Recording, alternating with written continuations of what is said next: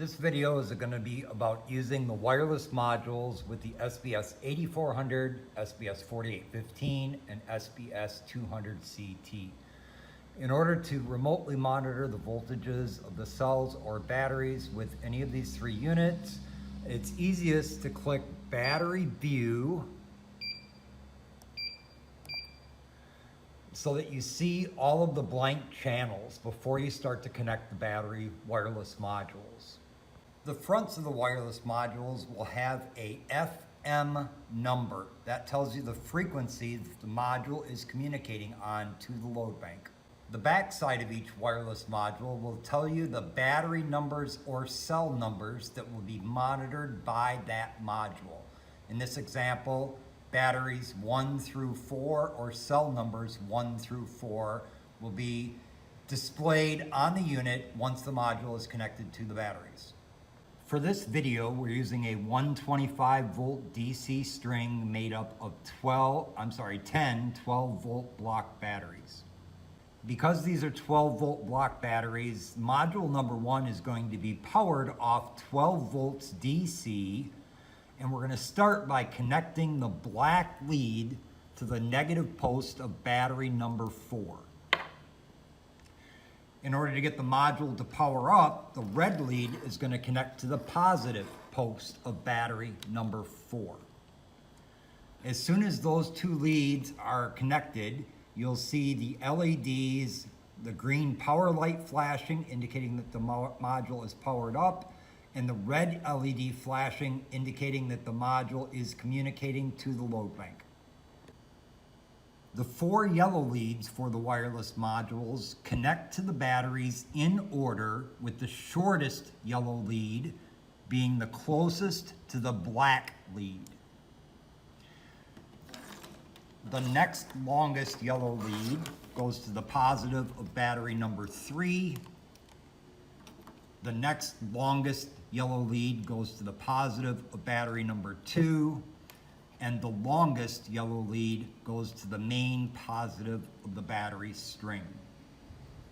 On the load bank display screen itself, you can see that the voltages for batteries number 1 through 4 appear on the display as I connect the wireless modules. So this is a good way to make sure that your wireless modules are communicating as you're connecting them to the battery string. Because we have a number of batteries that is not divisible by 4, the connection of the final module takes a special wire configuration. The black lead is going to connect to battery number 10, negative, or the main negative of the string. The red lead is going to connect to number 10, positive. You'll see that powers up the module with 12 volts. Then my shortest yellow lead is going to connect to the positive on battery number 10. My next shortest yellow lead is going to connect to the positive on battery number 9, or the same point where the negative of the previous module connects.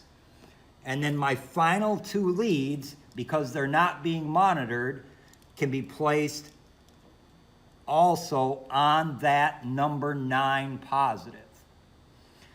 I'm not going to get any voltages, and I won't see anything on those channels. And when I look at the SBS 8400 display or the 200D CT display, you'll see that the voltages for number 9 and number 10 have populated. So again, to reconfirm that the modules are connected correctly on 12 volt block batteries, I have my longest yellow lead on my main positive or number 1 positive, my second longest yellow on number 2 positive, my third longest yellow on number 3 positive, my shortest yellow lead and the red lead on battery number 4 positive, and my black lead on battery number 4 negative.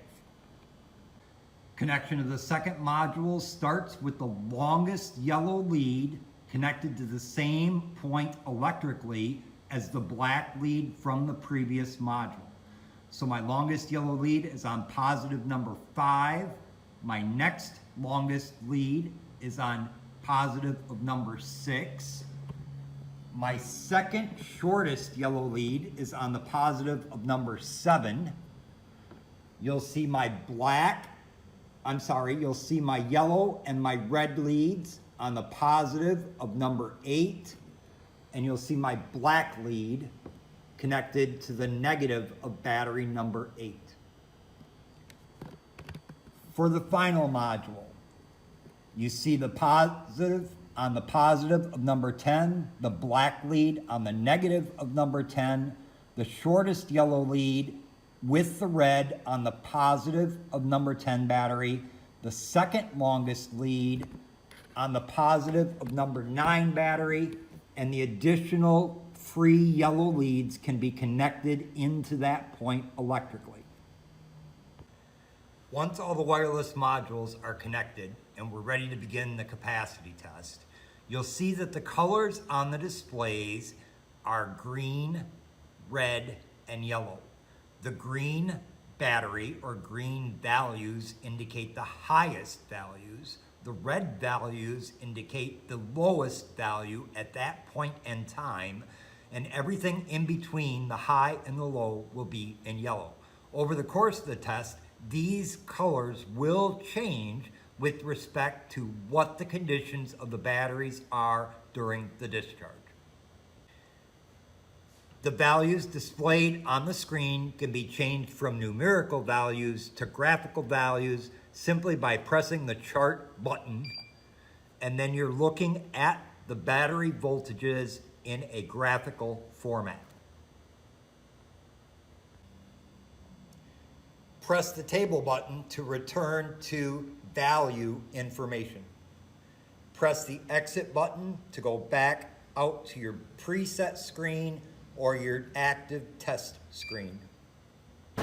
When using the wireless modules on 2-volt cells for the 8400 and 200 CT, the wireless modules are powered across 4 2-volt cells, with the red lead being connected on the main positive post and the black lead being connected on the negative of cell number 4. The wireless modules are connected with the shortest lead connected closest to the black lead, measuring cell's forward voltage, and the longest yellow lead being connected with the red lead, measuring cell number 1's voltage. When connecting the second module on 2-volt cells, the longest yellow and the red land on the same intercell connector or electrical point as the black from the previous module.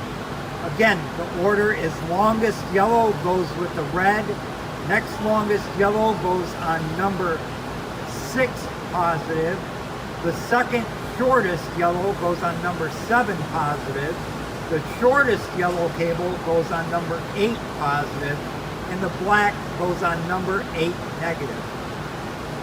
When we get to the end of a module in an uneven number of battery cells divided by 4, we have to distort the wiring so that the negative is our reference point on the main negative of the battery. The shortest yellow is on the positive of cell number 18. The other 3 yellows are stacked with the negative on number 17 positive, and the red lead has to extend out 2 more cells to number 15 positive to give us the 8 volts necessary to power up the module. If during testing you have to jumper out a cell in the middle of 4 modules, it will reduce the power to the module by 2 volts. When I break these intercell connectors, I have to take my power supply voltage for that module and move it 1 additional intercell connector to give me the additional voltage needed to power the module back up. When using the 1.2 2-volt modules for the 200 CT or 8400, there are 5 leads. The black lead will always go on the negative post. The shortest red post will go 1 positive post in front of that, and the red leads are connected in order from the shortest to longest away from the black lead.